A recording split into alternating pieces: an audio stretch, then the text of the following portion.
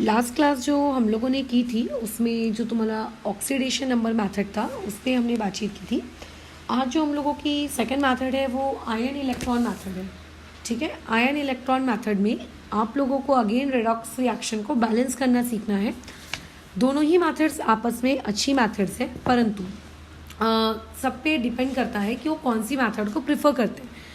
तो उसमें मैंने देखो कई बार ऐसा ऑब्जर्व किया है कि लोग ऑक्सीडेशन स्टेट की ही तरीके से आयन इलेक्ट्रॉन मेथड को, ठीक है, और आप लोगों का जो रहता है ऑक्सीडेशन नंबर मेथड, दोनों को करवा देते हैं। बट दोनों सेम तरीके से नहीं होती, दोनों में आपको डिफरेंस है, काफ़ी डिफरेंस है।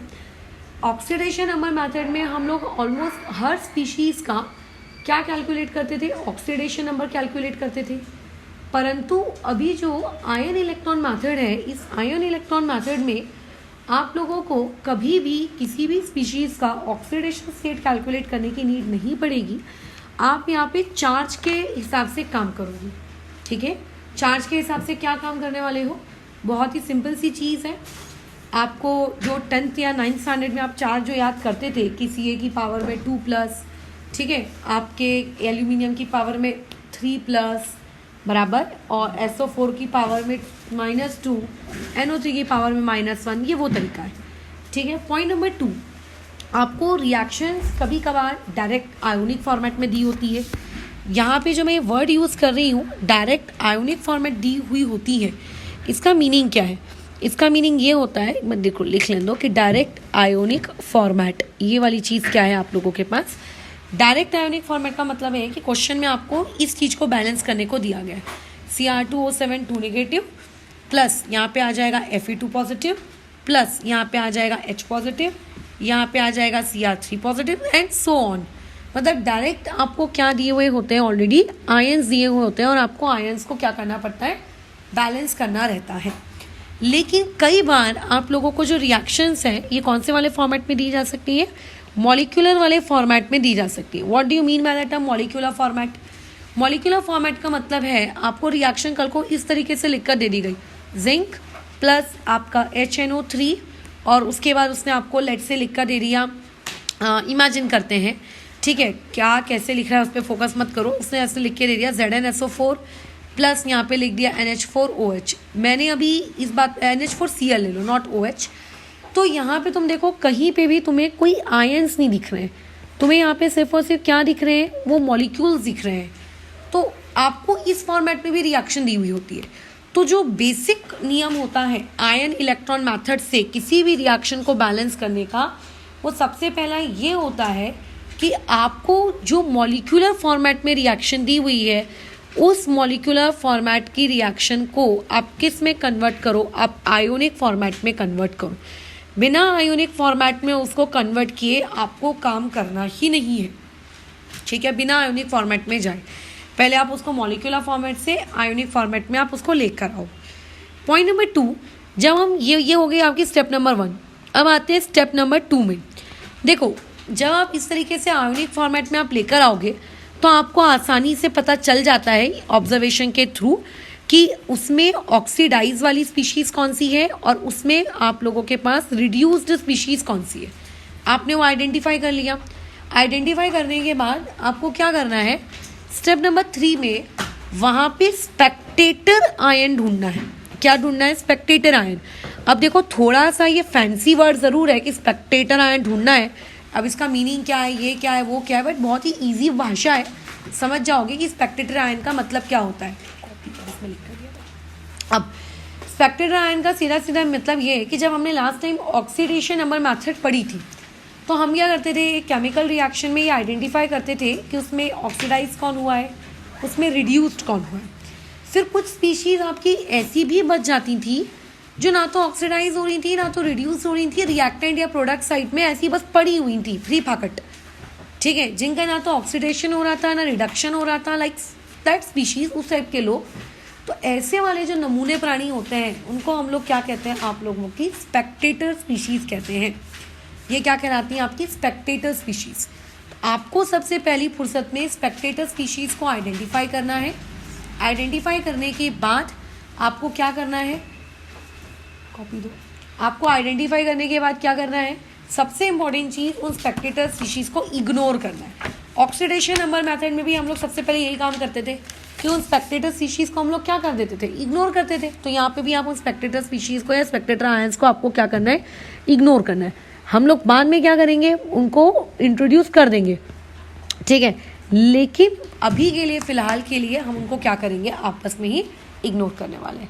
अच्छा, अब उसके बाद ये हम लोगों ने इतना स्टेप अपनी परफॉर्म कर ली। अब आफ्टर परफॉर्मिंग आपको अब क्या करोगे आप, तो सबसे पहले रिएक्शन आ गई आपके हाथ में। तो मेरा तो देखो उसमें एक ही सिंपल सा फंडा रहता है, आप रिएक्शन को 2 पार्ट्स में स्प्लिट कर लो, ठीक है। आप सबसे पहले क्या कर लो, आपको उसको स्प्लिट कर दो, ऑक्सीडाइज वाला पार्ट अलग, रिड्यूस वाला पार्ट अलग। फिर एक एक करके ऑक्सीडाइज वाले पार्ट को सॉल्व करो, एक एक करके रिड्यूस वाले पार्ट को सॉल्व करो, एंड फाइनली दोनों इक्वेशंस को, ठीक है, आप क्या कर दो, उसको उठाकर ऐड कर दो, ठीक है। अच्छा, अब इसमें दिक्कत ये आती है, कई लोगों को ऐसा लगता है कि अरे जब हम लोग दोनों को अलग कर ही रहे हैं, ठीक है, इस वजह से ये तो ऑक्सीडेशन नंबर मेथड कहलानी चाहिए थी, बराबर, लेकिन ये वाली जो चीज़ है आप लोगों का ऑक्सीडेशन नंबर मेथड नहीं कहलाती है, बराबर। ये वाली चीज़ आप लोगों की ऑक्सीडेशन नंबर मेथड नहीं है। ये वाली स्पीशीज़ में जो हम तरीका यूज़ करेंगे वो चार्ज बैलेंस का यूज़ करेंगे। भले ही हम इसको स्प्लिट कर रहे हैं 2 पार्ट्स में, ऑक्सीडाइज पार्ट अलग, रिड्यूस पार्ट अलग, बट इसमें हम किसको बैलेंस करते हैं, हम उसका चार्ज बैलेंस कर रहे हैं, ना कि ऑक्सीडेशन नंबर। एंड अगेन मैं एक और चीज़ रिपीट कर दूँ, ऑक्सीडेशन नंबर में और चार्ज में डिफरेंस होता है। जब हमने रेडॉक्स पढ़ना शुरू किया था तो उस दिन रेडॉक्स के दौरान जो सबसे पहली चीज़ तुमको कही गई थी वो यही कही गई थी, क्या, कि आप लोगों का जो ये चार्ज और ऑक्सीडेशन स्टेट होती है, ये दोनों आपस में क्या होते हैं, अलग होते हैं, बराबर। तो पहले एक इलस्ट्रेशन लेते हैं और इलस्ट्रेशन के सहारे इस चीज़ को समझने की कोशिश करते हैं कि आखिर ये वाली जो रिएक्शन है ये किस तरीके से करनी है। जिन लोगों को ऑक्सीडेशन नंबर मेथड आती है उन लोगों के लिए कोई ऐसा डिफ़िकल्टी वाला पार्ट नहीं है, बहुत ही ईजिली ये चीज़ उनकी क्या हो जाएगी, कवर अप हो जाएगी। ओके, आगे बढ़ो। सबसे पहले आप लोगों के पास एक लेट्स से रिएक्शन दी हुई है। अब उस रिएक्शन को तुम्हें क्या करना है, बैलेंस करना है। तो जैसे मान लेते हैं मैंने आपके पास रिएक्शन दे दी MnO4 निगेटिव। मैं अभी ऑलरेडी तुमको जो रिएक्शन दे रही हूँ ये ऑलरेडी आयोनिक पार्ट में है, ठीक है। ये ऑलरेडी कैसे पार्ट में, आयोनिक पार्ट में है, मतलब कोवैलेंट पार्ट में ये रिएक्शन मैंने आपको दी ही नहीं है, बराबर। क्वेश्चंस लेकर आओ, ठीक है। ऑलरेडी आप लोगों के आयोनिक पार्ट में, अगर ये कोवैलेंट पार्ट में होती तो हम लोगों को इसको आयोनिक में कन्वर्ट करना होता, वो मैं सिखा दूंगी, बराबर। आप इसको किस तरीके से करने वाले हो। तो ये होगा Mn2 पॉजिटिव और ये हो जाएगा आप लोगों का CO2। अभी इसमें ऑलरेडी आयोनिक पार्ट में है तो हमारा सरदर्दी थोड़ी सी कम है। सबसे पहले हम लोगों की आ जाती है स्टेप नंबर 1। स्टेप नंबर 1 में हमें क्या करना है, तो जो आपकी स्टेप नंबर 1 रहेगी इसमें आप ये क्या करो, उनको 2 पार्ट्स में तोड़ लो। अब कोई पगला भी बता देगा यहाँ के जो 2 पार्ट्स होंगे, क्वेश्चंस लेकर आओ, ऋत्विक वो लोग क्वेश्चन लिख चुके हैं, चलो लग जाओ बाहर, ठीक है।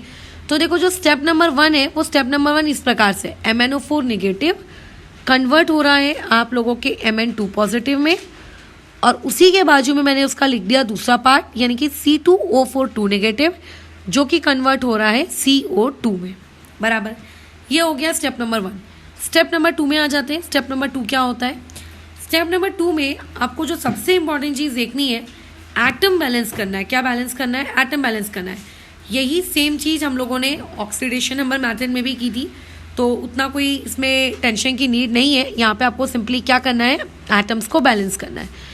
तो देखो तुम लोगों को ये बात तो समझ में आ गई है कि MnO4 निगेटिव और Mn2 प्लस में कुछ भी बैलेंसिंग की नीड नहीं है, क्योंकि दोनों तरफ एक एक Mn ऑलरेडी मौजूद है, राइट। तो इसमें आपने सिंपल क्या लिखा, MnO4 निगेटिव वैसे का वैसी कन्वर्ट हो गया ये Mn2 प्लस में, और जो राइट हैंड साइड में C2O4 नेगेटिव था उसमें दिख रहा है कि 2 कार्बन है, और लेकिन जो राइट हैंड साइड में CO2 है उस बेचारे के पास एक ही कार्बन है, तो उसको 2 से मल्टीप्लाई करके ये इस तरीके से हमने कर दिया। ये हो गई हमारी स्टेप नंबर 2। तो एटम बैलेंस करना तो यार चाहे तुम ऑक्सीडेशन नंबर मेथड से जाओ या तुम आयन इलेक्ट्रॉन मेथड से जाओ, दोनों में ही कैसा है, ये सेम कहानी है, उसमें कोई भी अंतर नहीं पड़ता है। अब उसके बाद यहाँ पे स्टेप नंबर बराबर क्या होती है, आप लोगों की 3 स्टार्ट होती है। स्टेप नंबर 3 में जो सबसे इंपॉर्टेंट काम होता है वो ये होता है ऑक्सीजन को बैलेंस आउट करना। तुम्हें याद होगा जब हमने ऑक्सीडेशन नंबर मेथड पढ़ी थी तो ये ऑक्सीजन हाइड्रोजन इनकी टेंशन हम लोग सबसे आखिरी में लेते थे, लेकिन अभी नहीं। यहाँ पे अब हम लोगों को इन्हें पहले बैलेंस करना है, बराबर। तो इन्हें जब तुम बैलेंस करोगे तब ये चीज़ कैसी हो जाएगी आप लोगों की, बताओ। MnO4 नेगेटिव में लेफ्ट हैंड साइड में 4 ऑक्सीजन है, राइट हैंड साइड में आपके एक भी ऑक्सीजन नहीं है। तो इसका मतलब राइट हैंड साइड में ऑक्सीजन की नीड है। अब ऑक्सीजन को बैलेंस कैसे करते हैं, with the help of water molecule. तो जितने ऑक्सीजन की आपको नीड है आप उतने वाटर मॉलिक्यूल्स क्या कर दो, उस तरफ ऐड कर दो।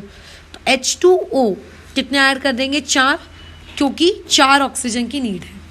क्या ये सेम बैलेंसिंग आपको उस तरफ भी नीड पड़ेगी क्या, राइट हैंड साइड में? तो राइट हैंड साइड में देखो ऑक्सीजन को बैलेंस करने की कोई नीड नहीं है, क्योंकि लेफ्ट में भी 4 ऑक्सीजन है और राइट में भी आपके पास कितने ऑक्सीजन है, 4 ऑक्सीजन है। तो इस तरफ आपको बैलेंसिंग की कोई भी आवश्यकता नहीं है। अब आ जाते हैं हम लोग हमारी स्टेप नंबर 4 में। स्टेप नंबर 4 क्या है, ऑक्सीजन बैलेंस हो गए। ऑक्सीजन बैलेंस होने के बाद जो नेक्स्ट स्टेप होती है उसमें तुम्हें क्या करना पड़ता है, हाइड्रोजन बैलेंस करने पड़ते हैं। अब देखो हाइड्रोजन कैसे बैलेंस करेंगे। जो आप लोगों का राइट हैंड साइड है यहाँ पे कितना हाइड्रोजन है, 4 2 8 हाइड्रोजन है, ठीक है। इसमें कितना हाइड्रोजन है आप लोगों के, 8 हाइड्रोजन है। अब क्योंकि यहाँ पे 8 हाइड्रोजन है, रिएक्टेंट में नहीं प्रोडक्ट साइड में, तो मुझे रिएक्टेंट में हाइड्रोजन लाने पड़ेंगे। अब मैं हाइड्रोजन कैसे लाऊंगी, कौन मेरी इसमें मदद करेगा? तो हाइड्रोजन को जो बैलेंस किया जाता है वो H पॉजिटिव की मदद से किया जाता है, ठीक है। अच्छा, दूसरी सबसे इंपॉर्टेंट चीज़, मैं अभी जो ये न्यूमेरिकल सिखा रही हूँ ना, ये एसिडिक मीडियम में सिखा रही हूँ। बेसिक मीडियम का भी करवा दूंगी एक, लेकिन फिलहाल एसिडिक मीडियम का। तो अभी हम लोग इसको किसकी मदद से बैलेंस करेंगे, with the help of H positive, ठीक है। अच्छा, राइट हैंड साइड में 8 हाइड्रोजन है और लेफ्ट हैंड साइड में एक भी नहीं है। तो ऐसे में क्या हो जाएगा, लेफ्ट हैंड साइड में 8 टाइम्स ऑफ H पॉजिटिव और ये आ जाएगा MnO4 नेगेटिव, एरो देखकर यहाँ पे आ जाएगा Mn2 पॉजिटिव, यहाँ पे आ जाएगा 4 टाइम्स ऑफ H2O। और बाजू वाली इक्वेशन को तो हाइड्रोजन है ही नहीं, उसमें बैलेंस करने की तो फिर टेंशन ही नहीं है हमको, बराबर। तो हमने यहाँ पे हाइड्रोजन बैलेंस कर दिया। तो स्टेप नंबर 4 तक हमने अभी क्या काम किया है, जितने भी एटम्स हमारे पास थे बेसिकली उनको बैलेंस आउट किया है। स्टेप नंबर 1 में रिएक्शंस के 2 टुकड़े किए हैं। स्टेप नंबर 2 में उनमें से उनके एटम्स बैलेंस किए हैं other than oxygen and hydrogen. Step number 3 में उनका ऑक्सीजन बैलेंस किया है। स्टेप नंबर 4 में आपने उनका हाइड्रोजन बैलेंस किया है, ठीक है। अच्छा, अब इतनी स्टेप्स आपकी हो गई डन। अब इतनी स्टेप्स हो जाने के बाद अब आप लोगों की जो नेक्स्ट स्टेप है वो ज़्यादा इंपॉर्टेंट है। इसमें हमको बैलेंस करना होता है चार्ज। अच्छा, इसमें एक पॉइंट अच्छे से दिमाग में रखना, इतना काम करते वक्त मैंने कहीं पर भी ऑक्सीडेशन स्टेट की कोई कैलकुलेशंस नहीं किए। मुझे नहीं पता कि अभी मेरे पास जो मैंगनीज है उसकी ऑक्सीडेशन स्टेट क्या है, आई जस्ट डोंट नो। और अगर पता भी है तो मेरे को फिलहाल अभी इंटरेस्ट नहीं है उसमें। यहाँ पे हम लोग पूरी बातचीत किसमें करेंगे, चार्ज में। जो आप 9th और 10th की जो केमिस्ट्री पढ़ते हो उस 9th और 10th की केमिस्ट्री में, इसे स्टार्ट करो पूरा, ठीक है। 9th और 10th की केमिस्ट्री में आप लोग क्या करते हो, ये तो याद करते हो NH4 पॉजिटिव, राइट, ये इस प्रकार की चीज़ें, राइट। तो ये वही बस वाला काम हम लोग यहाँ पे भी कर रहे हैं, ख़त्म, और कुछ नहीं है यहाँ पर। तो अभी इसके आगे का देखो क्या काम है। अब इतना हो गया हम लोगों का। अब हम लोगों को यहाँ पे जो नेक्स्ट स्टेप इन्वॉल्व करनी है वो करना है चार्ज बैलेंस। कैसा करना है, चार्ज बैलेंस।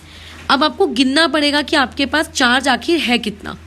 तो यहाँ पर जो तुम लोगों का लेफ्ट हैंड साइड है, यानी कि इतना पार्ट, इसके पास कितना चार्ज है, हाइड्रोजन की वजह से +8 का चार्ज है, और जो मैंगनीज है उसके ऊपर -1 है, यानी कि टोटल चार्ज यहाँ पे है 7 का।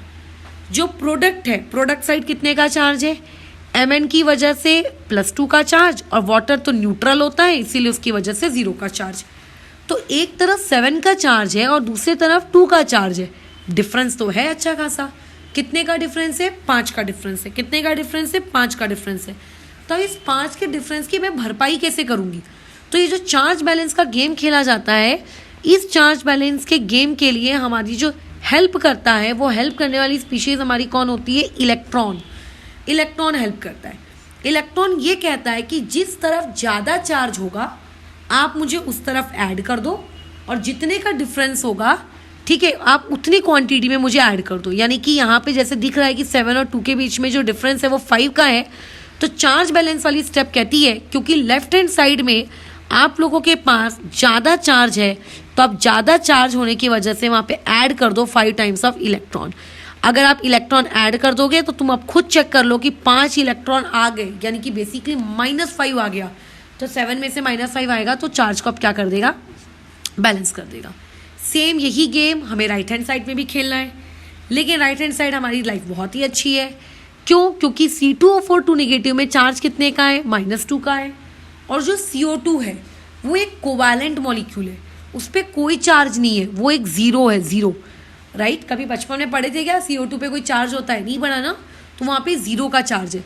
तो जब आप यहाँ से यहाँ गए तो यहाँ से यहाँ जाने में ये आपको डिफरेंस कितने का देखने को मिला, -2 का देखने को मिला।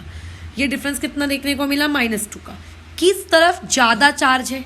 अब कई जो पगले लोग होते हैं उन पगलों के अकॉर्डिंग मतलब -2 का चार्ज है, अब वो लोग क्या करते हैं, मैथमेटिक्स लगाते हैं यहाँ पे, उनके अकॉर्डिंग -2 वर्सेस 0 में बड़ा होता है 0, तो वो कंसिडर करते हैं कि 0 क्योंकि एक बड़ा नंबर है इसीलिए चार्ज की जो क्वांटिटी है हमको लेफ्ट हैंड साइड में ऐड करनी चाहिए। देखो ऐसा कोई लॉजिक नहीं है, आपका जो मेन कंसेप्ट है इलेक्ट्रॉन्स को इंट्रोड्यूस कराने का वो ये है कि आपको सच दैट इलेक्ट्रॉन इंट्रोड्यूस कराने हैं, ठीक है, कि आप वहाँ पर लेफ्ट हैंड साइड और राइट हैंड साइड दोनों तरफ क्या कर दो, इक्वल चार्ज ले लो, बराबर है, ठीक है।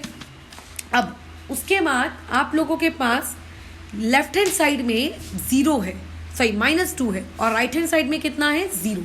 तो इससे साफ साफ समझ में आता है कि आप लोगों को क्या करना है, राइट हैंड साइड में इस बार इलेक्ट्रॉन ऐड करने हैं, क्योंकि इलेक्ट्रॉन अपने साथ निगेटिव चार्ज लेकर आता है। तो जब वो -2 इस बार राइट हैंड साइड में हो जाएगा और लेफ्ट हैंड साइड में तो पहले से -2 है, हो गए आपस में दोनों इक्वल। अगर तुम ये बड़ा छोटा ये वाला कंसेप्ट लगाओगे तो इसके चक्कर में गलती कर बैठोगे कि C2O4 नेगेटिव इसके बाजू में 2 इलेक्ट्रॉन्स ऐड कर दोगे, जो कि तुम्हें नहीं करना है, ठीक है। तो इसीलिए याद रखना इलेक्ट्रॉन्स को उस तरफ ऐड करना जिसके एडिशन की वजह से आपकी जो रिएक्शन है उसका लेफ्ट हैंड साइड और राइट हैंड साइड का चार्ज क्या हो जाए, बैलेंस हो जाए, खत्म। अब आ जाते हैं हम लोग हमारी स्टेप नंबर 6 में। स्टेप नंबर 6 तो और भी आसान है। अब आपको इलेक्ट्रॉन्स की जो क्वांटिटी है, आपको वो इलेक्ट्रॉन्स की क्वांटिटी क्या करनी है, इक्वल करनी है। जैसे मैथमेटिक्स सीखी थी ना 10th क्लास में, एलिमिनेशन मेथड, सेम वही। अगर मैं इसको इक्वेशन नंबर 1 दूँ और अगर मैं इसको इक्वेशन नंबर 2 दूँ, तो मैं इक्वेशन नंबर 1 को क्या करना है, मल्टीप्लाई करना है, ठीक है, आप लोगों के कितने से, 2 से, और आपकी जो इक्वेशन नंबर 2 है इसको मल्टीप्लाई करना है कितने से, 5 से। ऐसा क्यों कर रहे हैं? ऐसा करने से क्या हो जाएगा, आप लोगों ने अगर इक्वेशन नंबर 1 को 2 से मल्टीप्लाई किया तो ये हो जाएगा 16H पॉजिटिव, ये हो जाएगा 2 टाइम्स ऑफ MnO4 नेगेटिव, ये हो जाएगा 10 इलेक्ट्रॉन, ये हो जाएगा Mn2 प्लस, ये हो जाएगा, सही यहाँ 2 मैं खा गई, यहाँ हो जाएगा 2 टाइम्स ऑफ H2O। इसको अगर मैंने 5 से मल्टीप्लाई किया, 5 C2O4 2 नेगेटिव, यहाँ आ जाएगा 10 CO2 और यहाँ आ जाएगा आप लोगों का 5 2 जा 10 इलेक्ट्रॉन। अब ऐसा करने से मुझे फ़ायदा ये होगा कि मैं इन दोनों इक्वेशंस को अब आपस में क्या कर सकती हूँ, ऐड। अगर मैंने इन दोनों इक्वेशंस को आपस में ऐड किया तो इनके एडिशन से मेरा क्या फ़ायदा है, ये सेम काम हम ऑक्सीडेशन नंबर मेथड में भी कर चुके हैं। तो इससे फ़ायदा हमारा सिंपल सा बस इतना होता है कि जब हम इन दोनों इक्वेशंस को ऐड करते हैं तो दोनों इक्वेशंस को ऐड करने की वजह से हम लोगों का जो लेफ्ट हैंड साइड और जो राइट हैंड साइड में इलेक्ट्रॉन्स होते हैं वो इलेक्ट्रॉन्स कैंसिल आउट हो जाते हैं। जैसे कि यहाँ पे कैंसिल आउट हो जाएंगे, 10 और 10 आपस में कैंसिल हो गया, तो मेरे पास जो नेट रिएक्शन बचेगी वो रहेगी 16H positive plus 2 times of MnO4 negative, फिर plus 5 times of C2O4 2 negative, फिर एरो। अब सारे राइट हैंड साइड वाले लिख दो, ठीक है, ये बचेगी मेरे पास नेट रिएक्शन। और इस क्वेश्चन की स्टार्टिंग में क्या मैंने कोई स्पेक्टेटर स्पीशीज ली थी? नहीं ली थी, क्योंकि मैंने इस क्वेश्चन की स्टार्टिंग में कोई स्पेक्टेटर स्पीशीज नहीं ली है। क्या किसी भी प्रकार से कुछ लिखने की आवश्यकता नहीं होगी, ठीक है, बस। तो इसी के साथ इस चीज़ को अभी हम लोग यहाँ ओवर करते हैं। नेक्स्ट वाले वीडियो में मैं इस चीज़ को बेसिक मीडियम में कैसे करते हैं वो चीज़ सिखा दूंगी, और इसी का एक तीसरा वीडियो हम लोग लेंगे जिसमें हम लोग क्या करेंगे, उस चीज़ की प्रैक्टिस कर लेंगे। इसके ऐसे 4 या 5 सवाल, जिन लोगों को ऐसा लगता है कि उन लोगों की बहुत अच्छी प्रैक्टिस है 1 या 2 इलस्ट्रेशन देखने के बाद, उनको वीडियो देखने की नीड नहीं है। जिन्हें ऐसा लगता है कि नहीं हमको 10 सवाल नहीं देखेंगे अब तक हमारा पेट नहीं भरेगा, उन लोगों के लिए वो तीसरा वीडियो रहेगा, ठीक है।